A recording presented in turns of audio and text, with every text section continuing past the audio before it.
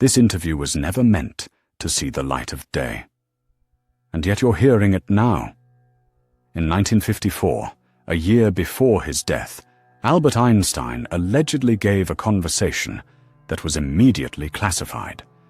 Official science still denies the very existence of this dialogue. But in the 21st century, thanks to lost archives of his close friend, Dr. Kurt Gödel, these words surfaced. This isn't just an interview. It's a confession. Reflections of a great mind about what lies beyond the final frontier, beyond death. I understand how this sounds. Sensational, legendary, fake.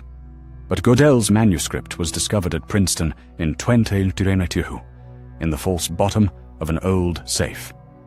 The document began with these words: "These revelations could change humanity, or destroy it." The identity of Einstein's interviewer remains shrouded in mystery. His name appears nowhere in archives or records. Yet this unknown journalist became the conduit for the great scientist's revelations. His first question was simple, almost naive, and precisely why it was so powerful. "Professor Einstein, do you truly believe life continues after death?" There was a moment of silence. Einstein paused, smiled, as if seeing something hidden from others, and said, "Believe? No. At my age, I prefer to know." The journalist tried to object. "But science, your science, has always denied the existence of the soul." Einstein gently interrupted. "Not mine. The science taught in universities is limited to the measurable. It rejects anything that can't be quantified. But true science must be free from dogma and fear. We've ignored the most important thing for too long, what can't be weighed but makes us human." Thus began a dialogue never meant for publication, one that might change our very understanding of life and death. "Life doesn't end with death," Einstein said, staring straight ahead as if through time. "This isn't theory. It's knowledge." He explained he arrived at this not through religion, but mathematics, by studying the structure of time and space. The truth revealed itself not in formulas but between the lines, in the universe's own logic. "You mean the soul?" the journalist clarified. Einstein nodded slightly, but specified, "I'm not speaking of religious imagery, but principle, preservation, transition. Imagine a wave on the ocean's surface. While wind blows, it moves, shines, remains visible. But when wind stops, the wave disappears, only outwardly. Its energy returns to the ocean, to the source." He paused. "Consciousness is that wave, the body merely its temporary vessel. When the body dies, consciousness doesn't vanish. It transitions to another state, returns to where it came from." The words sounded simple, almost poetic, yet they carried the weight and power of a revelation centuries in waiting. "What about relativity theory?" the journalist asked, as if trying to steer conversation back to scientific bounds. Einstein smiled slightly, but his gaze held no mockery, only calm certainty. "Relativity describes matter and energy," he answered. "But there's always what eludes formulas, something without which no system works. The observer. We cannot truly understand the universe without accounting for who perceives it. Consciousness isn't the brain's byproduct as most think. It's not effect, but cause, the primary element of existence. All we consider real exists only because someone perceives it. The world isn't just matter, it's built around perception. Mystics knew this. I arrived through logic, through mathematics. Physics provides equations, but meaning emerges only when there's one who can grasp it. Without consciousness, the universe is like an unopened book. Only by turning its pages with perception do we give meaning to its existence. "I wasn't seeking mysticism," Einstein said. But that's where science led me. The double-slit paradox, quantum entanglement, particle behavior unobserved. These aren't mere oddities. They're hints, encrypted messages woven into reality's fabric. Modern physics, when examined deeply, begins intersecting with what mystics intuited for centuries. Reality isn't a fixed stage, but a dynamic process, dependent on perception. Consciousness doesn't observe the world. It participates in its formation. Every observation is a choice, a focal point where infinite probabilities collapse into one timeline. Mathematics reveals structure, intuition reveals essence. When I combined them, something third emerged. Not hypothesis, but epiphany. Consciousness doesn't disappear. It returns to the source, to where everything began. Not as a character in a book, but as the author remembering why they wrote it. If you expect me to say God exists in the conventional sense, Einstein began, then no. But if by God we mean not a figure, but a principle, not an image, but the source, then yes, God isn't an old man on a cloud with a book of fate. God is the ocean itself where all waves return, the field of consciousness uniting all life. People seek an external ruler, forgetting God's essence is unity. Everything that ever lived didn't vanish but became part of this oneness. We don't leave the world, we return to the whole. Death isn't exile, but homecoming. We aren't bodies, but expressions of consciousness. And consciousness is God's language. I'm not religious traditionally, but I feel this profound connection. The closer I come to journey's end, the clearer I see. God isn't belief, it's experience. It permeates everything. Like gravity, only subtler. Like light, only deeper. You think this is faith? Einstein asked with a gentle smile. No, it's the result of knowing. When working on unified field theory, I began seeing an inseparable link between matter, energy, and what we call consciousness. Everything in the world is structured. Everything follows certain laws. But beyond formulas, I began sensing something greater. Matter isn't foundation, but manifestation. The atom we long considered the universe's building block is itself mostly emptiness. But beyond that emptiness, rhythms, vibrations. And in these vibrations lies order, intelligence. Physics merely skims the surface. True depth lies in what connects everything. Consciousness isn't the brain's byproduct, but part of a grand system encompassing reality's very essence. The deeper we probe nature's laws, the closer we come to where spirit begins. Science and spirituality aren't enemies.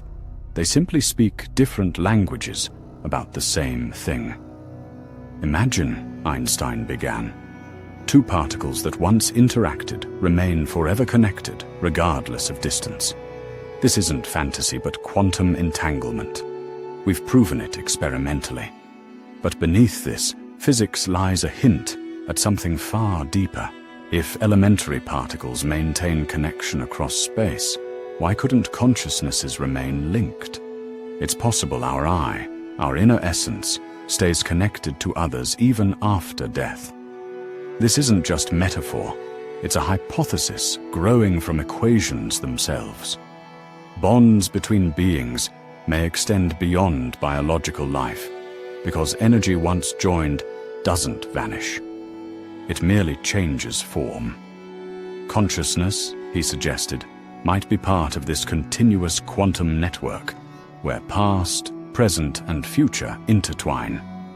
Perhaps death isn't the end of connection, but just a channel change. We assume consciousness originates in the brain, Einstein said. But what if it doesn't? What if the brain is merely an instrument, a signal receiver rather than its source? He suggested consciousness's nature transcends matter. It isn't location-bound, not confined to the skull. The consciousness signal might come from beyond, from a source outside space and time. Much like a radio receives but doesn't create waves, the human brain may be just a channel. From this perspective, death isn't existence's end, but a device shutting down. The signal itself persists, simply no longer received by that body. Einstein was certain. Consciousness isn't constrained by time and space. It exists in a broader system. We err in thinking the eye ends where the pulse stops. The true eye is part of a continuous flow no neuron network can contain. Even after death, this flow continues, just in another perceptual form. Why reveal this now? The journalist asked. Einstein gazed away, as if peering at the event horizon, and quietly answered, "Because my time is nearly spent. I feel the approaching boundary none may cross, and I don't want the knowledge I've gained to depart with me into silence." He admitted long hesitation, to speak or stay silent. But with years came understanding.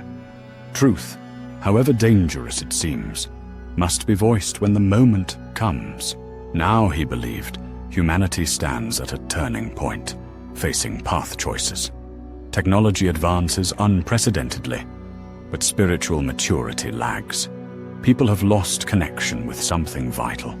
What makes them not just beings, but conscious ones. Einstein emphasized, truth must be told not for sensation, but as warning. Too long we've ignored existence's inner essence. If no voice now reminds us who we are, tomorrow may be too late. Death isn't the finale, Einstein said with particular firmness. It's not an end, but a form change. We perceive it as loss, as period. But it's really a comma, transition. He spoke of paradigm shift, how science and spirituality can no longer exist apart. Materialist thinking lives its last days, not because wrong, but incomplete. We've studied the world externally, but the time has come to look within. Einstein asserted, when we acknowledge consciousness doesn't vanish at death, but merely changes state. Fear loses its grip, then opens a path, not mystical, but natural, woven into reality's fabric. This, he said, is evolution's next step. To realize death doesn't destroy personality, but connects it to something greater.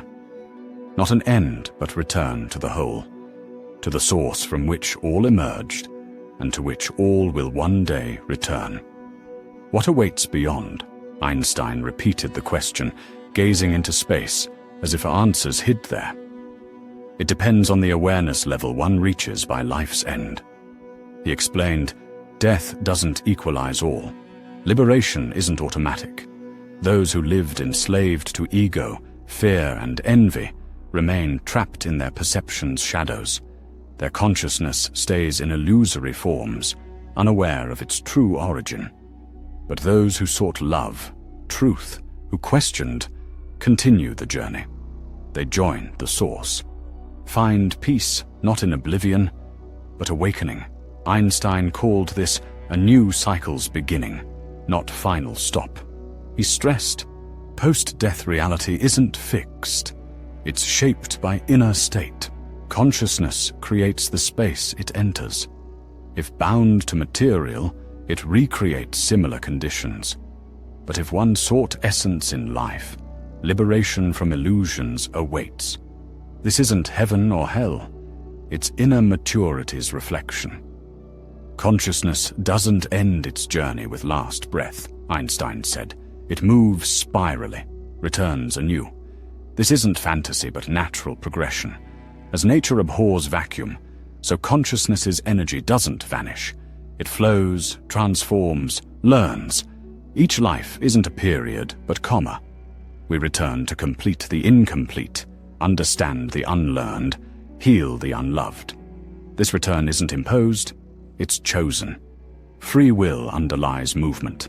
One chooses to enter peace or rejoin the flow where new meetings, lessons, and choices await. Einstein described the cycle as growth mechanism, not punishment. Consciousness strives toward light as sprouts to sun. Each new life is a step closer to source, wholeness, understanding, not reincarnation for its own sake, but path to maturity. Why isn't this discussed? He echoed. Because truth frightens. It's too simple for academia, too powerful not to shatter systems. Great minds knew, but stayed silent. Not from cowardice, but caution. Scientists fear ridicule. Careers depend on formulas, publications, and peer approval. Religions fear losing truth's monopoly. Faith framed by dogma tolerates no new interpretations. And power needs no enlightened people. They're hard to control. Einstein said silence too is choice, but not always right. He regretted colleagues fearing honest self-questioning, thus preferring dogma's comfort. But reality lies not in office silence, but living experience. Truth needs no approval, it simply is, even when unspoken aloud. Consciousness is energy's form, Einstein stated firmly. Not abstraction, not philosophy, but physical reality, not yet understood. He explained his research showed confirmation. Thought, attention, awareness, all manifestations of subtler matter. We err in considering consciousness the brain's byproduct, like mistaking music for speaker function. The brain is just instrument, receiver. The signal comes from beyond, from dimensions instruments can't yet reach. After death, consciousness doesn't vanish, it changes form.